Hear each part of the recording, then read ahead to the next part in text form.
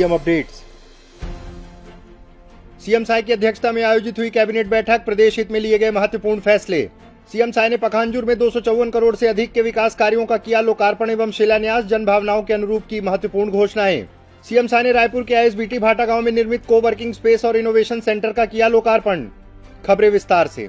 मुख्यमंत्री श्री विष्णुदेव साय की अध्यक्षता में मंत्रालय महानदी भवन में आयोजित कैबिनेट की बैठक में अनेक महत्वपूर्ण निर्णय लिए गए। मंत्रिपरिषद द्वारा द्वितीय अनुपूरक अनुमान वर्ष 2024-25 का विधानसभा में छत्तीसगढ़ विनियोग विधेयक 2024 के प्रारूप का अनुमोदन किया गया।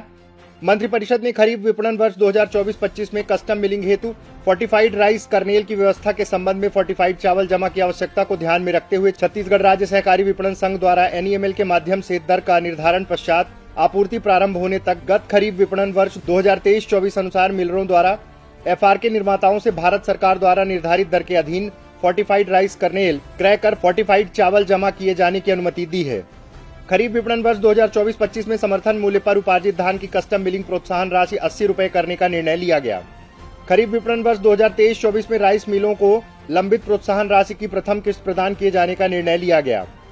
मंत्रिपरिषद ने प्रदेश के अनुसूचित जनजाति वर्ग के युवाओं के छत्तीसगढ़ पुलिस में भर्ती के लिए महत्वपूर्ण निर्णय लेते हुए उम्मीदवारों के लिए ऊंचाई और सीना के निर्धारण मापदंड में एक बार के लिए छूट प्रदान करने का निर्णय लिया गया, जिसके तहत छत्तीसगढ़ पुलिस में सूबेदार, उप निरीक्षक, संवर्ग, प्लाटून कमांडर की सीधी भर्ती प्रक्रिया वर्ष 2024 में निर्धारित न्यूनतम ऊंचाई 163 सेंटीमीटर तथा सीना बिना फुलाए 78 सेंटीमीटर एवं फुलाने पर 83 सेंटीमीटर केवल अनुसूचित जनजाति वर्ग के पुरुष अभ्यर्थियों के लिए केवल एक बार के लिए छूट देने का निर्णय लिया गया। खरीफ विपणन वर्ष 2024-25 में समर्थन मूल्य पर उपार्जित अतिशेष धान के निराकरण के संबंध में गहन विचार विमर्श किया गया। कैबिनेट ने खरीफ सीजन में उपार्जित 100% धान की कस्टम मिलिंग उसी खरीफ सीजन में पूरा कर जमा कराने तथा इस साल के अतिशेष धान का चावल केंद्रीय पूल के अंतर्गत भारतीय खाद्य निगम में सितंबर 2025 तक उपार्जित किए जाने के लिए लक्ष्य वृद्धि हेतु प्रस्ताव धान खरीदी समाप्त होते ही भारत सरकार को पुनः भेजे जाने के संबंध में चर्चा की गई तथा अतिशेष धान का निराकरण नीलामी से करने की अनुमति दी गई। छत्तीसगढ़ विधानसभा सदस्य वेतन भत्ता तथा पेंशन संशोधन विधेयक 2024 के प्रारूप का अनुमोदन किया गया। छत्तीसगढ़ राज्य में डेयरी उद्यमिता को प्रोत्साहन देने एवं दुग्ध संकलन तथा प्रसंस्करण में वृद्धि हेतु राष्ट्रीय डेयरी विकास बोर्ड के साथ एमओयू करने का निर्णय लिया गया। इससे नवीन तकनीकी के उपयोग के साथ ही दुग्ध महासंघ के प्रसंस्करण क्षमता में वृद्धि होगी। अनुसूचित क्षेत्रों में दुधारू पशु उत्प्रेरक से रोजगार में वृद्धि के साथ ही दुग्ध उत्पादन की लागत कम होती तथा दुग्ध उत्पादकता में वृद्धि के साथ ही प्रदेश के दुग्ध उत्पादक कृषकों के दुग्ध विक्रय के लिए सुदृढ़ व्यवस्था स्थापित हो सकेगी। छत्तीसगढ़ भू राजस्व संहिता 1959 में संशोधन बाबत छत्तीसगढ़ भू राजस्व संहिता संशोधन विधेयक 2024 के प्रारूप का अनुमोदन किया गया। छत्तीसगढ़ अनधिकृत विकास का नियमितीकरण संशोधन विधेयक 2024 के प्रारूप का अनुमोदन किया गया। राजधानी रायपुर में 15 जनवरी से 15 फरवरी 2025 तक आयोजित ऑटो एक्सपो के दौरान वाहनों के लाइफ टाइम रोड टैक्स पर एक मुश्त 50% की छूट दिए जाने का निर्णय लिया गया तथा प्रदेश के सभी डीलरों को इस सुविधा का लाभ वाहन क्रेताओं को दिलाने के निर्देश दिए गए।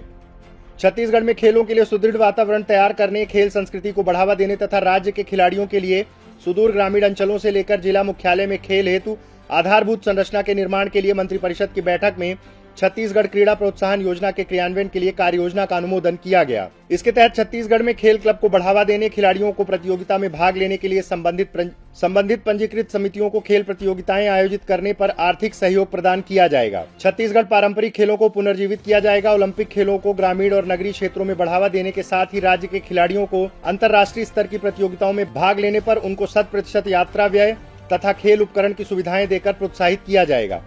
छत्तीसगढ़ पंचायत राज अधिनियम 1993 की धाराओं में संशोधन संबंधी छत्तीसगढ़ पंचायत राज संशोधन विधेयक 2024 के प्रारूप का अनुमोदन किया गया।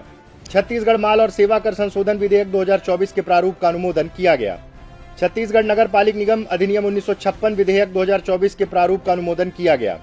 छत्तीसगढ़ नगर पालिक अधिनियम 1961 संशोधन विधेयक 2024 के प्रारूप का अनुमोदन किया गया।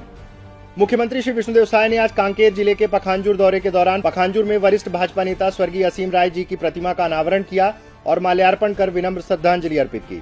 इसके पश्चात मुख्यमंत्री श्री विष्णुदेव साय ने पखांजूर के नेताजी सुभाष चंद्र बोस स्टेडियम में आयोजित कार्यक्रम में 254 करोड़ से अधिक के विकास कार्यों का लोकार्पण एवं शिलान्यास किया। सीएम साय ने जनसभा को संबोधित करते हुए कहा कि हमारी सरकार का 1 साल 13 दिसंबर को पूरा होने वाला है। हमारी सरकार ने मोदी की गारंटी के अधिकांश वादे को पूरा करने का काम किया है। जनसभा को संबोधित करते हुए सीएम साय ने जनभावनाओं के अनुरूप कई महत्वपूर्ण घोषणाएं की। मायापुर सड़क जो महाराष्ट्र सीमा तक है, तो इसके लिए हम 8 करोड़ 78 लाख रुपए की घोषणा करते हैं और नगर पंचायत में खेल परिसर बने इसके लिए 2 करोड़ की घोषणा करते हैं। हम लोग हमारे जो प्रतियोगिता में बैठते हैं बेटा बेटी उनके लिए नालंदा परिसर 22 जिले में खोलने का इस बजट में प्रावधान किए हैं। तो उस तर्ज पर एक यहाँ पर लाइब्रेरी की भी स्थापना होगी, उसकी भी हम घोषणा करते हैं ताकि हमारे यहाँ के जो प्रतिभावान बेटा बेटी हैं उनको आगे प्रतियोगी परीक्षा में तैयारी के लिए उनको स्टडी मटेरियल वहां से मिलेगा। उसी तरह से एक सिविल अस्पताल पंखाजुर में जो परिजन आते हैं उनको ठहरने के लिए एक उनके लिए भी एक व्यवस्था देना है, उसके लिए भी मैं 30 लाख रुपए की घोषणा करता हूं। इस अवसर पर उप मुख्यमंत्री श्री अरुण साव, विधायक गण श्री विक्रम उसेंडी, श्री आसाराम नेताम सहित अन्य जनप्रतिनिधिगण, प्रशासनिक अधिकारीगण, गणमान्य जन और भारी संख्या में आम जन उपस्थित रहे। मुख्यमंत्री श्री विष्णुदेव साय ने आज जिला प्रशासन एवं नगर पालिक निगम रायपुर द्वारा आईएसबीटी भाटा गांव में निर्मित को वर्किंग स्पेस आरंभ इनोवेशन सेंटर इनोवेट का लोकार्पण किया। इस अवसर पर सीएम साय ने युवाओं को जॉब ऑफर लेटर प्रदान किए। सीएम साय ने 9 उद्यमियों को सम्मानित किया। सीएम साय ने अपने उद्बोधन में कहा कि को वर्किंग स्पेस और इनोवेशन सेंटर शुरू होने से युवाओं के लिए नए अवसर तैयार होंगे। हमारी सरकार युवाओं के लिए यही सपोर्ट सिस्टम तैयार कर रही है।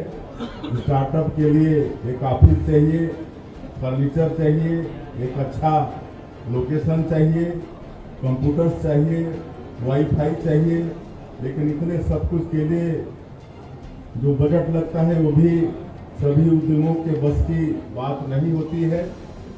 कोवर्किंग एंड इनोवेशन सेंटर के रूप में हम यही ऑफिस स्पेस उन्हें उपलब्ध कराना चाहते हैं। 48 लाख रुपए की लागत से जयस्तंभ चौक के मल्टी लेवल पार्किंग सेंटर में आरंभ, स्टार्टअप कोवर्किंग सेंटर तथा 1 करोड़ रुपए की लागत से अंतर्राज्यीय बस टर्मिनल में इनोवेशन सेंटर तैयार किया गया है। यहाँ स्टार्टअप उद्यमों को काम करने के लिए ऑफिस मिल जाएगा, प्राइवेट केबिन होंगे, कंप्यूटर मिल जाएंगे और फर्नीचर उपलब्ध होगा, कैफेटेरिया होगा, प्रेजेंटेशन के लिए ऑडिटोरियम होगा। उन्हें केवल अपने आइडिया पर काम करना होगा। क्योंकि कोवर्किंग सेंटर होगा तो अन्य स्टार्टअप कंपनियां भी यहाँ ऑपरेट करेंगी। इस तरह से एक तरह की सोच वाले उद्यमी एक ही स्थान पर काम करेंगे, जिससे वे आपस में विचारों को साझा भी करेंगे, जिससे नवाचार का एक बेहतरीन वातावरण राजधानी में तैयार होगा। इस अवसर पर सीएम साय ने जनभावनाओं के अनुरूप महत्वपूर्ण घोषणाएं की। रायपुर जिले में centre for innovation trade and skilling CITS की स्थापना की हम घोषणा करते हैं और आज यहाँ जो कम सीट है इस इनोवेशन सेंटर में, इसको आने वाले समय में 1000 सीट का करेंगे, इसकी भी हम घोषणा करते हैं। और जैसे नगर निगम क्षेत्र में 10 जोन है तो सभी जोन में एक बॉक्स स्पोर्ट्स कॉम्प्लेक्स का भी निर्माण करेंगे, इसके लिए आज के अवसर में हम घोषणा करते हैं। इस अवसर पर विधायकगण श्री मोतीलाल साहू, श्री पुरंदर मिश्रा, श्री अनुज शर्मा, रायपुर नगर निगम के निर्वाचित जनप्रतिनिधिगण, रायपुर जिला प्रशासन के अधिकारीगण, रायपुर नगर निगम के अधिकारीगण उपस्थित रहे। सीएम अपडेट्स में आज के लिए इतना ही। कल फिर मिलेंगे नए अपडेट्स के साथ। जय हिंद, जय छत्तीसगढ़।